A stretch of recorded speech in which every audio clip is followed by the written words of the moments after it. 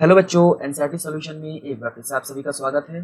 बच्चों, इस वीडियो में हम एनसीईआरटी क्लास 10 का जो चैप्टर नंबर 14 है that is sources of energy, इस चैप्टर के जितने भी एनसीईआरटी क्वेश्चंस हैं प्लस जो भी इंटेक्स एक्सरसाइज क्वेश्चंस हैं उसके सॉल्यूशंस को हम यहाँ पे डिस्कस करेंगे। बच्चों, पिछले वीडियो में हमने चैप्टर जो इससे पीछे वाले चैप्टर्स थे, चैप्टर नंबर 13, चैप्टर नंबर 12, सारे चैप्टर्स को कवर किया हुआ है। तो आपको डिस्क्रिप्शन में लिंक मिल जाएगा। अगर आपने उस चैप्टर्स को नहीं पढ़ा है, उसके एनसीईआरटी सॉल्यूशंस को चाहते हैं तो वहाँ से जाके आप वीडियोस को देख सकते हो। ठीक है। तो अगर एक चीज़ और कि अगर आपने अभी तक हमारे चैनल को सब्सक्राइब नहीं किया है तो जल्दी से सब्सक्राइब कर दीजिए और बेल आइकन को भी दबा दीजिएगा ताकि कोई भी वीडियोस हम अपलोड करें तो आपको तुरंत नोटिफिकेशन मिल जाए। बच्चों, हम इस चैनल पे साइंस से रिलेटेड जितने भी एनसीईआरटी एक्सरसाइज क्वेश्चंस हैं प्लस उनके साथ साथ हम यहाँ पे आपको जो भी नोट्स हैं और उसके साथ साथ आपको पूरी की पूरी लेक्चर्स प्रोवाइड करेंगे। तो जल्दी से सब्सक्राइब कर दीजिए और बिना किसी देरी के चलिए क्लास को शुरू करते हैं। तो जो सबसे पहले चलते हैं इंडेक्स एक्स फर्स्ट की तरफ। इंडेक्स एक्स फर्स्ट का जो सबसे पहला क्वेश्चन यहाँ पे दिया हुआ है, लिखा हुआ है what is a good source of energy. Good source of energy क्या होता है? कोई भी एनर्जी है उसको हम गुड कब कहेंगे, किस बेसिस पे हम उसको कहेंगे कि ये एनर्जी जो है वो गुड है। तो यहाँ पे कुछ पॉइंट्स लिखे हुए हैं। पहला पॉइंट यहाँ पे क्या लिखा हुआ है? B economical. मतलब इकोनॉमिकल का मतलब ये है कि जो सोर्स ऑफ एनर्जी है, जो भी एनर्जी हम यूज कर रहे हैं वो इकोनॉमिकली हमारे लिए बेनिफिशियल हो, मतलब कि पैसे उसमें हमारे जितने लग रहे हैं उतना हमको मिल जाए। ठीक है ना, इकोनॉमिकली जो सस्ता हो हम ये कह सकते हैं। ठीक है। नेक्स्ट है इजी स्टोरेज एंड ट्रांसपोर्टेशन। भाई ट्रांसपोर्टेशन में काफ़ी ज़्यादा वो होना चाहिए, इजी होना चाहिए। उसके बाद स्टोरेज भी काफ़ी इजी होना चाहिए। ऐसा नहीं कि स्टोरेज करें और स्टोरेज के इजी हो ही ना, मतलब स्टोरेज करना चाहें और स्टोरेज ना हो पाए। जैसे कि अभी न्यूक्लियर जो एनर्जीज होते हैं, न्यूक्लियर एनर्जी को स्टोर नहीं किया जा सकता। ठीक है, उनको ट्रांसपोर्ट करने में भी काफ़ी ज़्यादा दिक्कत होती है, उसमें से रेज काफ़ी ज़्यादा निकलते हैं तो वो रेज काफ़ी हार्मफुल होते हैं। तो इजी स्टोरेबल होना चाहिए और ट्रांसपोर्टेशन भी इजीली हो जाना चाहिए। और नेक्स्ट है इजीली अवेलेबल। कहीं भी इजीली अवेलेबल हो जाए वो। कहीं हमें पेट्रोल चाहिए होता है, डीजल चाहिए होता है, हर जगह हमें अवेलेबल हो जाता है तो उसको हम क्या कहेंगे? वो गुड सोर्स ऑफ एनर्जी है। हमें हर जगह अवेलेबल हो जाता है। लेकिन वहीं पे अगर न्यूक्लियर एनर्जी हमें चाहिए तो वो हर जगह अवेलेबल नहीं होता है, तो ये इजी अवेलेबल नहीं है। और जो गुड सोर्स एनर्जी होता है वो इजीली अवेलेबल होना चाहिए। नेक्स्ट है work done per unit volume और मास शुड बी लार्ज। कहने का मतलब ये है कि अगर हम 1 kg, ठीक है, 1 kg सपोज करो कि 1 kg हम किसी भी इसमें से कोई भी सोर्स ऑफ एनर्जी को अगर हम बर्न करते हैं, अगर जलाते हैं, उससे एनर्जी ऑब्टेन करते हैं तो इतनी एनर्जी हमें मिल जाए, इतनी एनर्जी हमें मिल जाए कि जो जितना हमने इसको यूज किया है मतलब उतनी एनर्जी हमें प्रोवाइड हो जाए। ठीक है ना, जो वर्क डन हो उसका वो काफी ज्यादा हो। कहने का मतलब ये है कैलोरीफिक वैल्यू ज्यादा हो, ज्यादा से ज्यादा हमें एनर्जी प्रोवाइड करे कम से कम मात्रा को जलाने में। ठीक है ना, अगर हम कम जलाते हैं हमें ज़्यादा देता है तो वो गुड सोर्स ऑफ एनर्जी होता है। जैसे कि आप बात कर लीजिए मीथेन वगैरह गैसेस। मीथेन गैसेस की जो कैलोरीफिक वैल्यू होती है वो 55 तक होती है, यानी कि उसको जितना मतलब उसे कम जलाओगे तो 55 किलो जूल तक एनर्जी देता है। वहीं पे जो हमारे पेट्रोल डीजल्स होते हैं वो सिर्फ 50 होता है उन लोगों का, वो अभी थोड़ा कम ही होता है। तो ऐसे वर्कडन जो होने चाहिए पर यूनिट मास पे वो काफ़ी ज़्यादा होने चाहिए। ठीक है, ये है हमारा गुड सोर्स ऑफ एनर्जी। अच्छा, हम गुड फ्यूल किसे कहेंगे? यहाँ पे लिखा है what is a good fuel. Good fuel किसे कहेंगे? यहाँ पे भी वही चीज है। तो यहाँ पे बच्चा लिखा हुआ है कि a fuel is said to be good when it is easily available. वो किसी भी फ्यूल को हम गुड कब कहेंगे? जब वो इजीली अवेलेबल हो जाए। When it produce large amount of heat energy when burn. अगर हम उसको जलाते हैं तो जलाने पे वो हमें एक large amount of heat energy provide करे, जो मैंने अभी आपको यहाँ पे बताया। ठीक है, चलिए नेक्स्ट क्वेश्चन की तरफ चलते हैं। क्वेश्चन नंबर 3 यहाँ पे है कि if you could use any source of energy for heating your food what you'd you use and why. यहाँ पे क्वेश्चन पूछा जा रहा है कि बच्चा, कोई भी अगर आप फूड है आपके पास, अगर फूड को आप गर्म करना चाहते हो तो कौन से सोर्स ऑफ एनर्जी का आप यूज करोगे और क्यों करोगे? यही है। देखिए बच्चे, कोई भी अगर हमारे पास फूड है, अगर हम उसको हीट करना चाहते हैं for heating and cooking of food, natural gas की रिक्वायरमेंट होती है। नेचुरल गैस चाहिए हमको। अच्छा, नेचुरल गैस चाहिए लेकिन यहाँ पे कुछ पॉइंट्स लिखे हुए हैं। क्या पॉइंट है? कि it is easy to using. कोई भी नेचुरल गैस है जो हम यूज करने जा रहे हैं अपने फूड बनाने के लिए, उसको गर्म करने के लिए, तो क्या हो इजिली यूज किया जा सके। जैसे कि एलपीजी होता है, एलपीजी, एलपीजी को हम इजिली यूज कर सकते हैं। ठीक है। नेक्स्ट है इजिली अवेलेबल हो। इजिली हमें अवेलेबल हो जाता है ये एनर्जी, सोर्स ऑफ एनर्जी जो है इजिली अवेलेबल है, हमें हर जगह घर पे मिल जाता है। ठीक है, इजी ट्रांसपोर्टेबल है, ट्रांसपोर्टेशन इजिली हो जाती है उसकी।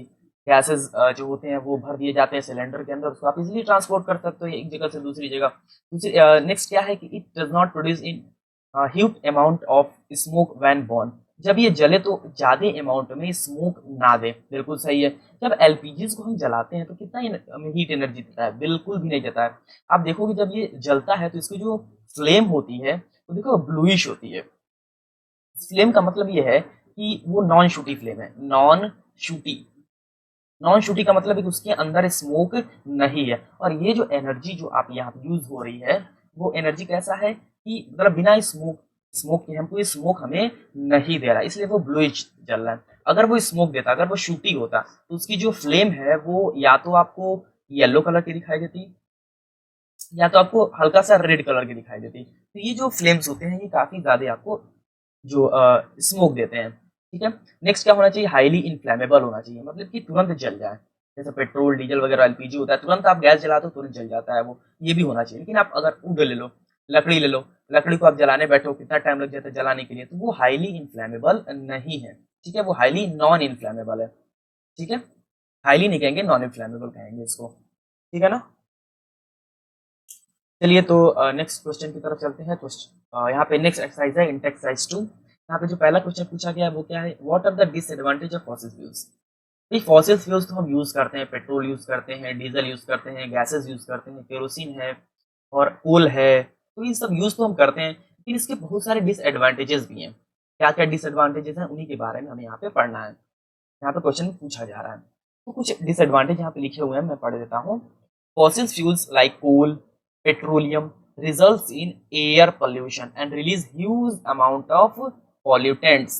क्या है कि जैसे ही फॉसिल फ्यूल्स को हम जलाते हैं तो काफी भारी मात्रा में एयर पोल्यूशन होता है। भाई एयर पोल्यूशन क्यों होता है, उससे स्मोक निकलता है, स्मोक की वजह से काफी ज्यादा एयर पोल्यूशन होता है। गाड़ी वगैरह चले, गाड़ी में पेट्रोल जलता है लेकिन तब भी वहां पे क्या है, वहां से स्मोक निकलता है। तो तो स्मोक की वजह से एयर पोल्यूशन होता है। तो ये एक पहला डिसएडवांटेज फॉसिल फ्यूल्स का हो गया।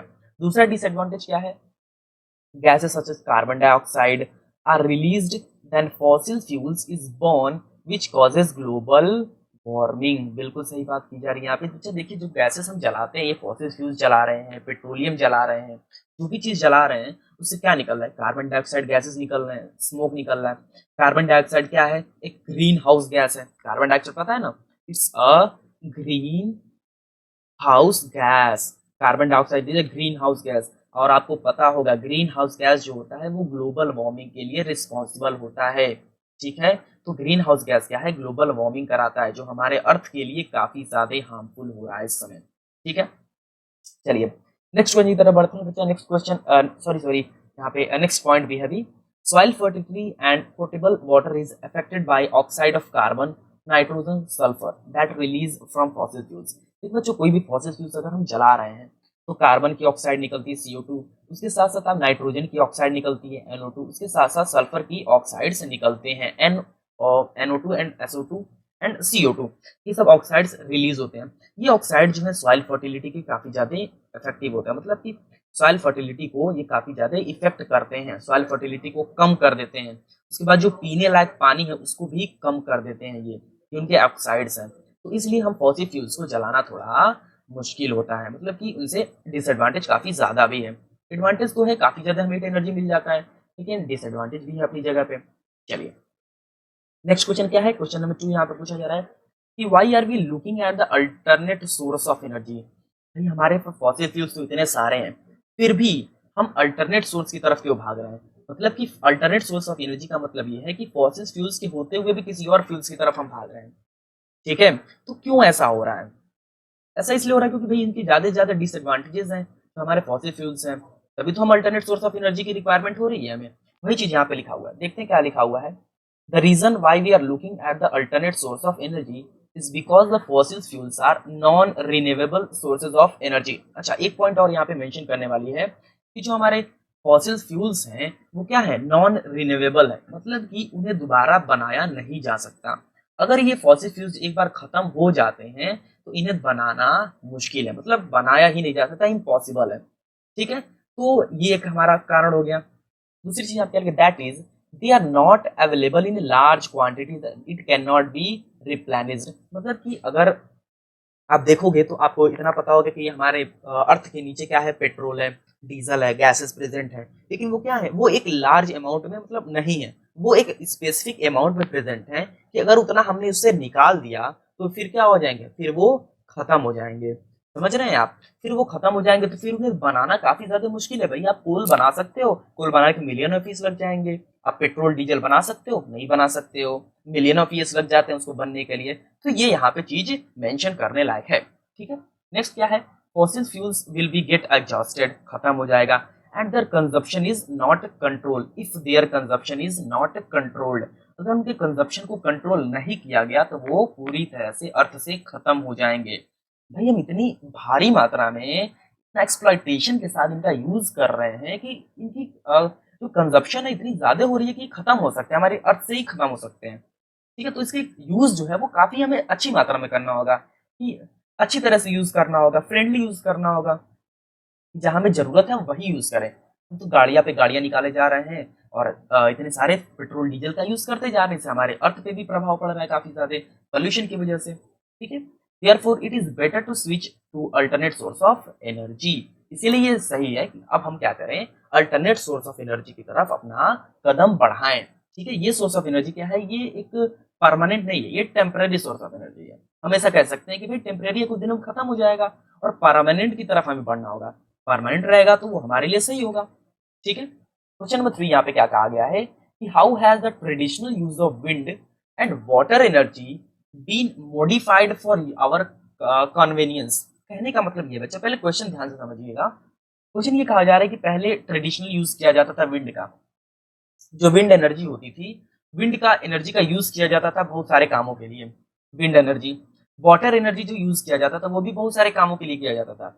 लेकिन अब जो जनरेशन आ गई है, नई जनरेशन जो है 21st सेंचुरी की जो जनरेशन है, इसमें क्या हो रहा है, हम विंड एनर्जी को जो ट्रेडिशनल यूज था, यानी कि जो पहले यूज हुआ करता था उससे अलग हट के यूज करते हैं।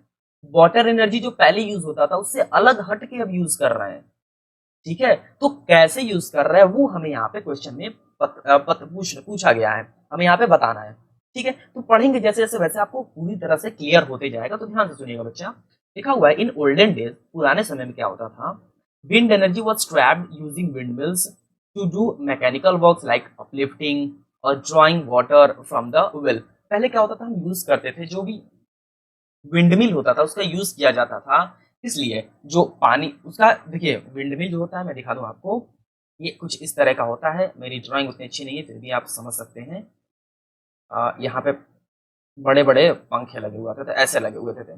ठीक है, तो क्या होता है, इसका यूज किया जाता था कि नीचे से कोई पानी उठाना है, ऊपर की तरफ इसको चला के हवा आएगी ये चलेगी, तो नीचे से कोई पानी उठाना हो गया, पानी को एक जगह से दूसरी जगह ले जाना हो गया, या फिर हमें कोई वेल्स हो गए जो कुएं वगैरह हो गए उसमें से पानी निकालना है, तो इसका यूज किया करते थे हम। ठीक है, लेकिन अब क्या है, इसी विंडमिल का यूज हम करते हैं जनरेटिंग इलेक्ट्रिसिटी, इलेक्ट्रिसिटी जनरेट करने के लिए। भाई जो ये विंड एनर्जी आ रहा है, विंड एनर्जी की वजह से ये जो टर्बाइंस है, ये जो पंखा है इसका, ये रोटेट करता है। ठीक है, इस रोटेट की करने की वजह से इसके अंदर काइनेटिक एनर्जी जनरेट होती है, और ये काइनेटिक एनर्जी से हम टरबाइन को चलाते हैं, टरबाइन, और उस टरबाइन से हम इलेक्ट्रिक एनर्जी प्रोड्यूस करते हैं। ठीक है, देखिए लिखा हुआ है the kinetic energy of the wind, wind की काइनेटिक एनर्जी इज ट्रैप्ड, उसको ले लिया जाता है, ट्रैप कर लिया जाता है, and converted into electricity with the help of rotatory motion of the blade which turns the turbine to the electric generator to produce electricity. हम इसी टरबाइन का यूज करते हैं, इसी इलेक्ट्रिक ब्लेड का यूज करते हैं, इसको चला के इसी से हम टरबाइंस को चलाते हैं और टरबाइन से हम एनर्जी को ऑब्टेन करते हैं, इलेक्ट्रिक एनर्जी। ठीक है, नेक्स्ट वाटरफॉल की अगर बात की जाए, जो वाटरफॉल होते हैं उनसे भी पहले काफी ज्यादा काम किया जाता था, लेकिन अब क्या है, उस वाटरफॉल का काम हम करने लगे हैं इस काम के लिए, इलेक्ट्रिसिटी प्रोड्यूस करने के लिए। देखिए similarly waterfalls where used for potential energy in the old days. क्या होता था, वाटरफॉल जो ऐसे नीचे गिरते थे पत्थरों से, तो इस पोटेंशियल एनर्जी जो आता है, पोटेंशियल एनर्जी का है, अगर कहीं भी हाइट आ जाती है एच, तो दैट इज पोटेंशियल एनर्जी। भाई हाइट से गिरती थी, इसके अंदर पोटेंशियल एनर्जी होती थी, उस एनर्जी का यूज हम काफी सारे कामों के लिए करते थे। लेकिन क्या हुआ, अब जैसे जैसे आगे बढ़ते जा रहे हैं, सेंचुरीज चेंज होती जा रही हैं, वैसे वैसे क्या हो रहा है कि जो वाटरफॉल्स हैं वो धीरे धीरे खत्म होते जा रही हैं। अब वाटरफॉल्स खत्म हो रहे हैं, वाटरफॉल खत्म होने की वजह से हमें दिक्कत हो रही है, दिक्कत ये हो रही है कि हमें उसकी यूज नहीं कर पा रहे हैं। तो अब हम क्या कर रहे हैं कि हम क्या कर रहे हैं, बीच में जो नदियां बह रही हैं, ठीक है, उसके बीच में हम डैम्स लगा दे रहे हैं, ऐसे हम डैम बना दे रहे हैं। डैम्स क्या है भाई, डैम्स हम वाटर के बीच में एक दीवार लगा देते हैं, इसको बोलते हैं डैम, ताकि हम इधर के पानी को इधर ही रोक लें। तो पानी को हम रोक देते हैं तो ये पानी इतना भर जाता है, पूरा इतना भर गया पानी पूरा, ठीक है। पानी जब भर जाता है एक हाइट तक, तो इसके अंदर आ जाती है पोटेंशियल एनर्जी। फिर हम यहाँ से गैप बनाते हैं और यहाँ पे लगाते हैं टरबाइन, और इसी गैप्स के थ्रू वाटर इधर की तरफ फ्लो होता है। तो ये हो गया पोटेंशियल एनर्जी, इसके अंदर काफी तेजी से फ्लो होता है, और इसी की वजह से हमारे टरबाइंस रोटेट करते हैं, और उस रोटेशन की वजह से एनर्जी प्रोड्यूस कराई जाती है। समझ रहे हो आप? तो इसलिए डैम्स बनाए जाते हैं, ताकि डैम्स को हम ऐसे बना दे तो वाटर एनर्जी जो हो, वाटर एनर्जी यहीं पर रुक जाए, और उसके अंदर की पूरी पोटेंशियल एनर्जी से हम इलेक्ट्रिसिटी प्रोड्यूस करा सकें। देखिए, but this days the number of waterfalls are reduced, water dams are constructed and used as a source of trap the potential energy। potential energy को ट्रैप करने का ये काम है एक तरह का। the water falls from a certain height and the turbine produce electricity। Clear हुआ आपको सभी लोगों को? चलिए, तो बच्चों आज की वीडियो लेक्चर में सिर्फ इतना ही। अगर वीडियो अच्छी लगी हो तो बच्चा लाइक कर दीजिएगा, चैनल को सब्सक्राइब कर दीजिएगा। मिलेंगे नेक्स्ट वीडियो में, जिसमें हम एक्सरसाइज 3 को शुरू करेंगे, सॉरी। तब तक के लिए बच्चे, thanks for watching, bye bye and take care.